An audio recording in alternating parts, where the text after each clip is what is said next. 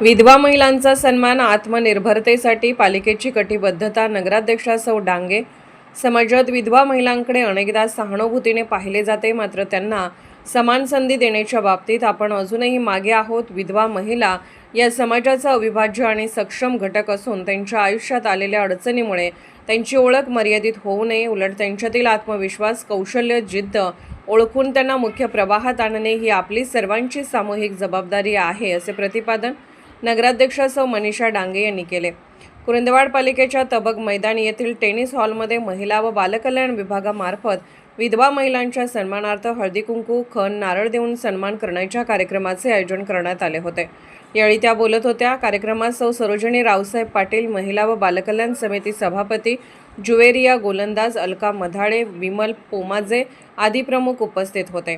पुढे बोलताना नगराध्यक्षा सौ डांगे म्हणाल्या की नगरपालिका प्रशासनाच्या वतीने अशा महिलांसाठी विविध उपक्रम, प्रशिक्षण कार्यक्रम आणि स्वावलंबनाच्या योजना राबवण्यास आम्ही कटिबद्ध आहोत. त्यांना केवळ मदत नव्हे तर सक्षम बनवण्याचा आमचा प्रयत्न राहील.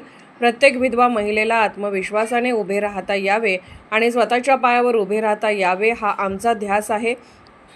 तसेच या महिलांना शासनाच्या सर्व योजनांचा लाभ मिळवून देण्यासाठी प्रशासन कटिबद्ध असल्याचे त्यांनी स्पष्ट केले.